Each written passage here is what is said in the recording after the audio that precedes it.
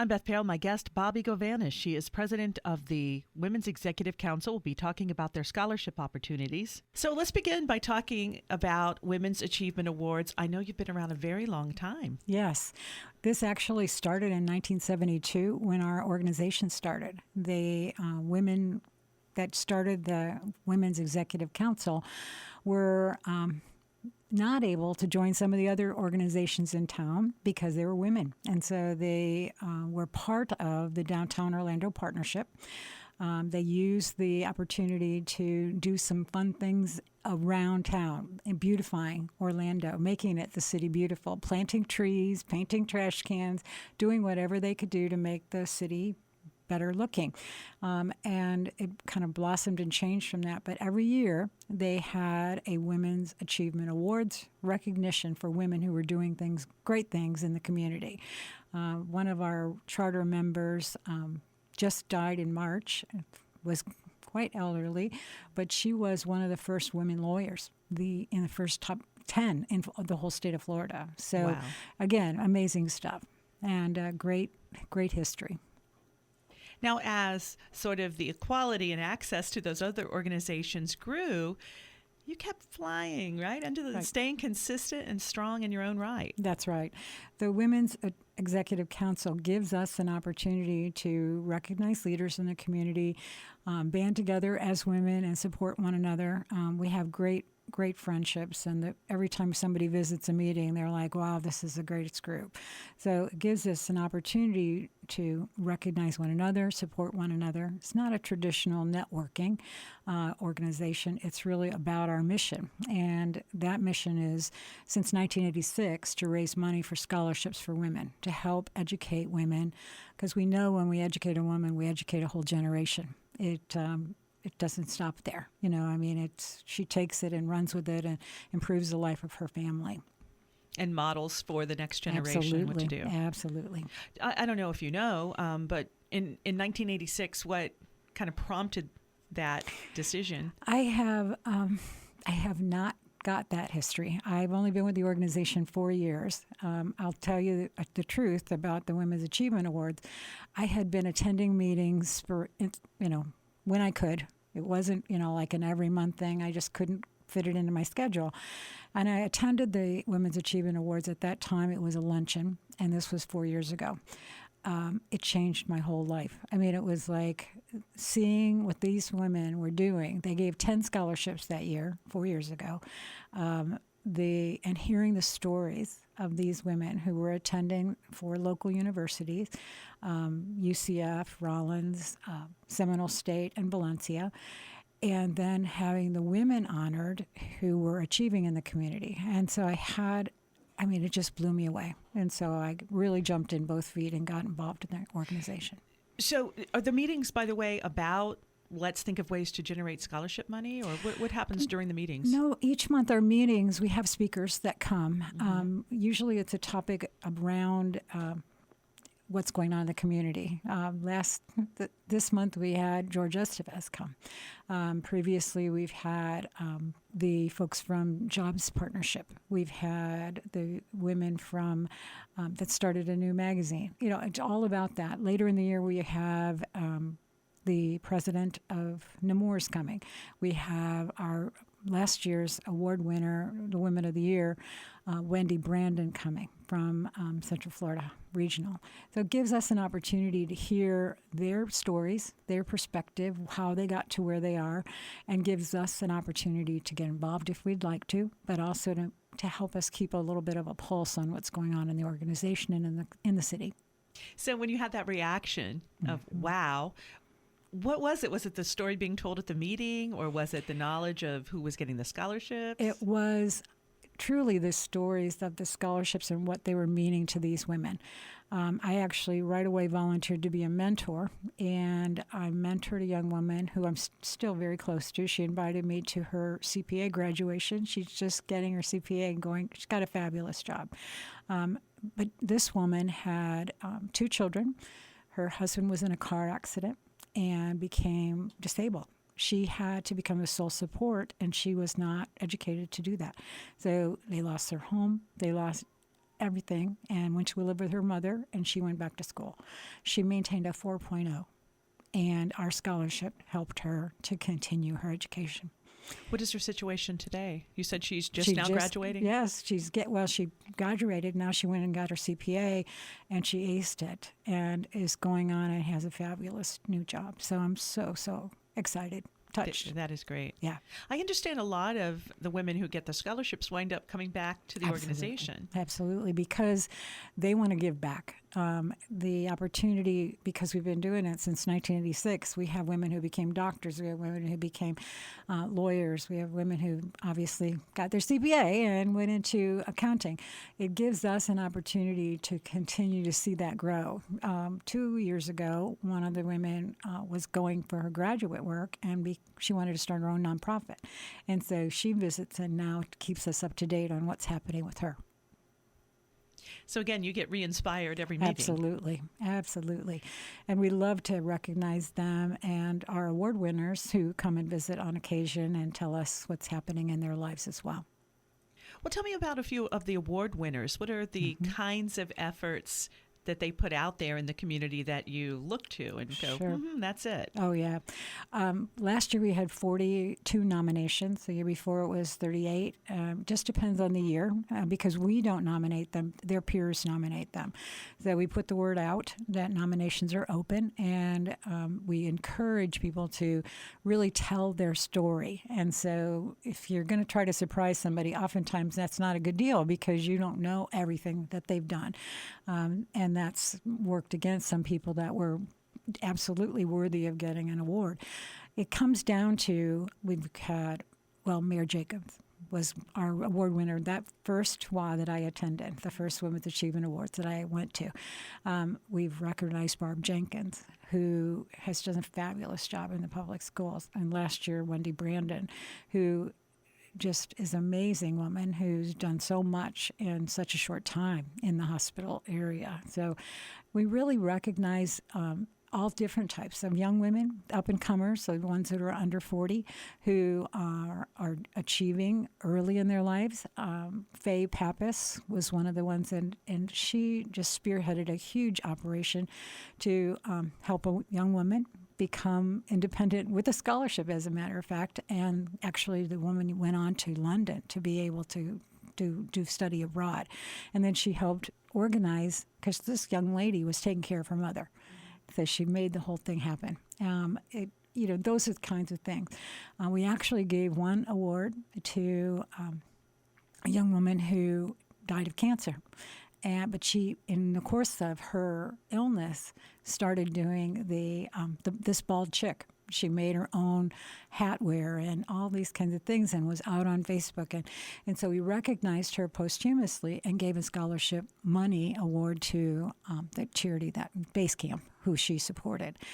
There's just so many different great stories. And, when somebody nominates someone and says, this is why I think they're wonderful, they look a little deeper and tell me, don't you think she's wonderful too? I mean, we've had mothers recommend their daughters. We've had daughters recommend their mothers. We've had stories that just, again, empower you.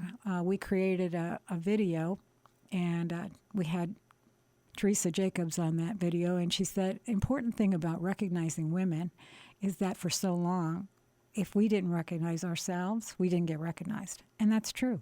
I mean, it really takes women to understand and appreciate one another. And if we do recognize and make a change, a chance, and open that door, then more women are going to be inspired to do the same thing.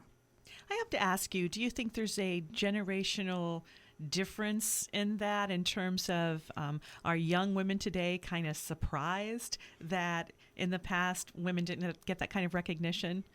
We do hear that sometimes, especially some of the young ladies who we are giving scholarships to. I say to them, women couldn't write a check in 1972. And they look at you in disbelief. I was a store manager with JCPenney at that point, and I was teaching the women that work for me how to put their paycheck in and open their own checking account, because they couldn't before that time. So it comes down to exposure and fighting, clawing. I'm kind of a women's liber. I know it's passé now, but I don't think so. When you stop and realize that the pay gap is still prevalent and still 77 cents on the dollar, when you do the math right now and project it out, it'll be 2096 before we are earning the same as men. That can't stay. I have grandchildren. I have a granddaughter that's 24. I'd like to see her get equal pay for equal job, before she dies. So is that a little bit of in terms of the scholarships that a lot of women who are just like the woman you said, now they're the key money maker. That's right. In the family. They need to support the family. I imagine that back in the day, as they say, it was because women who didn't have that spouse any longer for whatever reason were suddenly thrust out there needing to support the household. Absolutely. Absolutely. My own mother, a mother to 5 children, I was the oldest, lost her husband when she was 32. She was a nurse. If she hadn't been, we would have been farmed out to relatives or went into the support system because she didn't have the money. I mean, back then, insurance was $10,000, just enough to, bury you and carry you through for a year or two.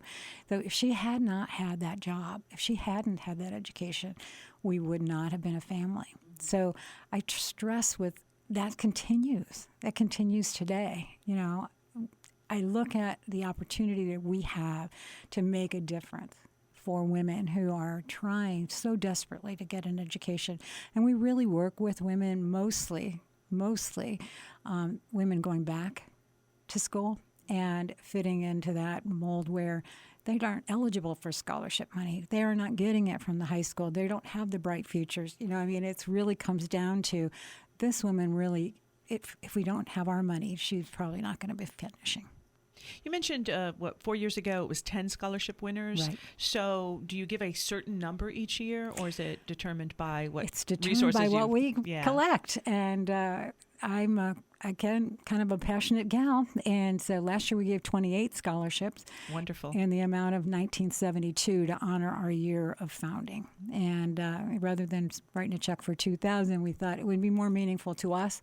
And that $28 difference, if the student really needs it, we'll give it to them. But we call it a 1972 scholarship. We're kind of moving back and forth between scholarships and between the award winners. So maybe I need to take you back to the award winners. Is it true that right now you're taking those nominations? They'll go live on Friday.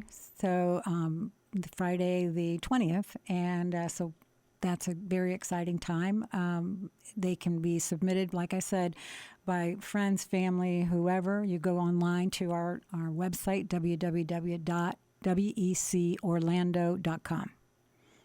And this is for the woman to get the recognition for the impact she has. Right. And it's the impact one has on the community? The community mostly, because we're looking at women. We had entrepreneurs last year. We honored a mentor for the first time. But this woman was teaching at Rollins for 25 years. And the students that she picked out that needed the help in order to survive and thrive and go on and complete have gone on to be phenomenal people. And it's because of her mentoring. And they're the ones that nominated her. So I thought that was a beautiful thing. We've had people that are, of course, people and I know, but then people that are nominated that are doing things that just incredible things that not everybody knows about. Dave's house, Lynn, was nominated, and I had not heard about what she was doing, and it's amazing. What is it? Dave's house is supporting the mentally disabled so that they can live in independent homes and have jobs and work, but they have a place, because someone comes and oversees that, and they keep creating new spaces. It's amazing, and so it's just like we all have opportunities. We recognize Shantae Barton-Stubbs a few years ago, who has started the New Image Youth Center in Paramore. She started it when she was 21 years old. It's been going on now for 11 years. Never a pregnancy, never a teen pregnancy, never any gun violence, no gangs, and the kids are graduating. Where they're less than 50% graduation rates, all of her kids are going through school and graduating, and she's got 7 in college. Amazing. Just amazing. That is incredible. I know. And so it just thrills me to be learning these stories, recognizing these women, and obviously I continue to support the wonderful women we've recognized. Now, how does one make the nomination? Just go online and you'll fill in your own personal information, then the information about your candidate. But it's important, like I said, to tell their whole story. You don't want to leave information off. So contact them. Say, send me a press release, but I want more, because all our women with 50 different applications, they don't dig. They don't Google you. They don't go on your website. So you really need to fill that information in and tell as much as possible. So, the awards that this person has done, the things that they've accomplished, why they've made an impact in the community. And it's really, they can impact you. And like I said, mothers and daughters, but we're prejudiced, but at the same time, you can see that this person is doing great things, and you want to make sure they're recognized for that. What's the web address? www.wecorlando.com. And how long does one have to make that nomination? Right. They'll be ending the nominations. Normally it's July 31st, and I believe that's going to be the case this year as well. But I would get them in sooner rather than later, and so that because we spend the time going through interview, we don't interview, but we have what we call a VIP reception where we get a chance to meet all the nominees, and the nominators come as well. So it gives our board a chance to get to know these people in addition to whatever's submitted. So plus sooner than later, because we tend to forget. Exactly. Well, that's and you want it. time to dig and get all of that information. I know, it's right. Once people start in on something, if they have it on their radar, it's, I better do that. I better do that. And then it's a week, and then you don't have time to submit the proper application. So it really does make a good, go ahead, get started, look at it, download the app, figure out what you want to say, and then do it. Because I'll tell you, the people that will be there, several of the award winners, it's a wonderful night to recognize. And we're going to be doing it this year at the Orlando Museum of Art, which is the first time for us. So very excited about that. An opportunity to really showcase the women as well as the students. Must be hard to make the decisions. Oh my gosh. Well, segueing, 50 applications is one thing, 50 nominations. We had 270 applications for scholarships last year. I'm serious. When you sit and look, and what we had to do is break them up into, the number of members, and then we each got to present our top 3 candidates at the dinner. We get together and go through it. Oh my gosh. You're crying when you're talking about some of these stories, because some of these women have been, come from foreign countries, have been here, a short time, but have been, raped and dealt with and all kinds of abuse. And you're like, oh my gosh, how can this happen? How can this be going on? And it is. It's going on. One girl had been abducted and been sold into slavery and got back, and is now back with her parents, but dealing with a lot of issues, and so trying to work through and build up and get to a new place. Oh my gosh, we were so excited to be able to help her. I'm sorry, I'm just speechless thinking about these women you're talking about, and the fact that they are trying to rebuild. Absolutely. And reinvent how courageous their that is. Mm-hmm. Absolutely. So we are talking now about the scholarship awards. Absolutely. And I know we want to do 2 things here, which is to explain how one accesses those, applies for those, and also how can the rest of us support you as you try to generate the scholarships. Beautiful, beautiful. We have had, obviously we created different ways for people to support us. And what I say to people is, if you want to donate a whole scholarship, 1972, you come to the dinner or you come to the party and you get to meet your student, give them that check. It's a pretty exciting thing. The opportunity to create, and what I do is a giving circle with my family. I have 8 brothers and sisters now, and then we bring in a few friends, but we do it in honor of my mom, who, and we give a nursing scholarship every year. We've done that for the last 3 years. And Nice. and that comes down to $197.20. So if you've got a group of people that want to, do something in honor of someone, that's fabulous. Group of workers at a place, maybe they found her, maybe it's your Mary Kay group, maybe it's, and do something in honor of Mary Kay Ash. Whatever you want to do, we will work with you to make that happen. We've had several great supporters. John Rivers wrote a check and gave a scholarship. We've had one of the kind of an amazing story, but Fifth Third has been a great supporter of us, and one of the gentlemen who attended our Women's Achievement Awards because of Fifth Third's involvement just was so moved that he's become a sponsor of a student, and he wants a student who's never is the first person from their school, from their family to go to college.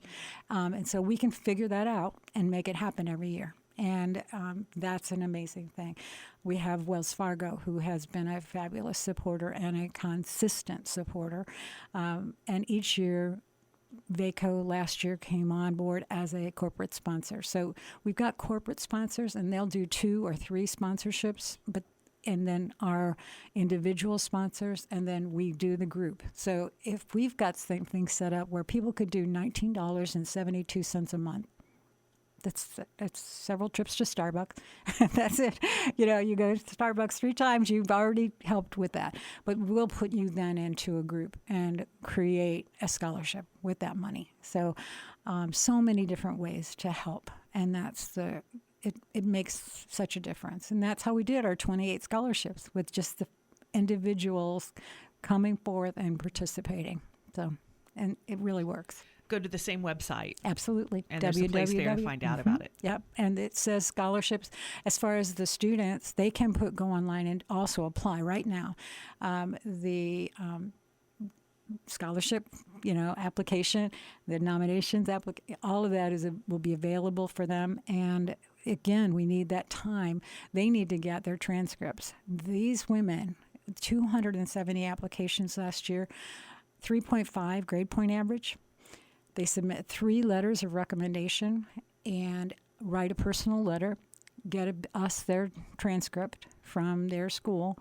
And we've added Florida Institute of Technology, so we're up to 5 schools that we support.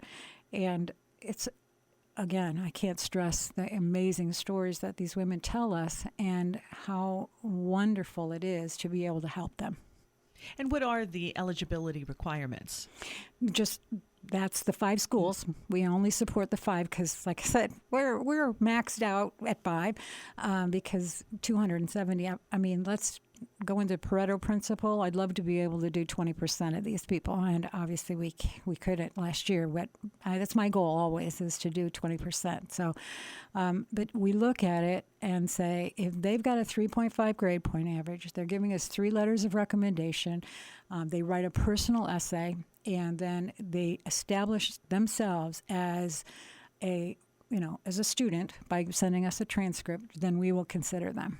So it doesn't matter age or anything else? No, absolutely not. We've had women from 19 to actually 60 that we've awarded scholarships to. And the 60-year-old was the one that was going to create a nonprofit and has graduated and started. So pretty exciting. Definitely. So it also suggests that it doesn't matter what kind of degree one is seeking. Nope. Well, again, if somebody is interested in funding a scholarship for a particular degree, then we will keep that in mind when we're reviewing and then present, okay, look at these 4 candidates, and that gives us an idea of how to fit that together. But our major sponsors have generally just wanted so our banking's more in finance, or those kinds of things, hospitality for the restaurant business, or something like that. It gives us an opportunity then to really target and focus on a particular area. But we are not ever limiting by, okay, we're only looking at any kind of specialty.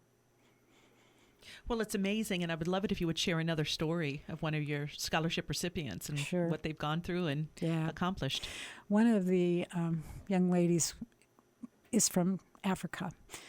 She had an opportunity to come here as an exchange student and then was able to get a visa. she's an orphan and was living here with a support family. And she, with our scholarship, was able to graduate 2 semesters early. So because of the fact that she had the money, she kept having to stop going to school to work, to earn the money to go back to school, because it's impossible for her to get scholarships or loans because she wasn't a resident. We look at that, and just if they're attending, she was attending Seminole State, we were able to help her. And it made a huge difference because now she can earn a living and be really a consistent, where she was being persecuted and was able to come to our country as a refugee. So we look at every possible scenario and how can we make a difference, and we do, and I know that, we'd love to be able to give money to all 270 of them, because I know each and every person is deserving and really we want to help them, but we just don't have the funds. So it has to be those cases where we can see this is going to be impactful and make a huge difference. And that's what we want to do. We want to make a difference. What about your membership? Do you want new members? Absolutely. Absolutely. This year, we had traditionally been at the University Club, and they're getting ready to demolish that building, sad to say. So we moved to the Citrus Club, and it's been fabulous. We meet on the second Wednesday of every month, except December, and then we do a Christmas party or holiday party for our members in the evening. But our second Wednesday is at the Citrus Club, 11:30 to 1. You can make reservations again on that wonderful website, www.wecorlando.com. Next month in June, we're going to have the creator of Just One Book, who was one of our award recipients a few years ago. She's 16 years old. She started the company or the nonprofit when she was 10, and she's distributed over 100,000 books. Just an amazing young lady. So Sarah DeWitt's. So she'll be the speaker in June. So that is great. Well, we are coming to the end of our time, so I want to throw it to you if there's anything else we want to talk about or mention again.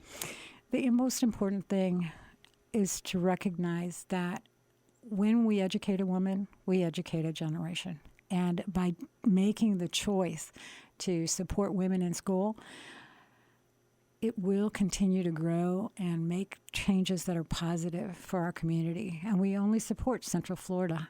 And so we want to make sure that that changes and those implications continue to support our community here. Bobbi Govanus is president of the Women's Executive Council. I'm Beth Perrell.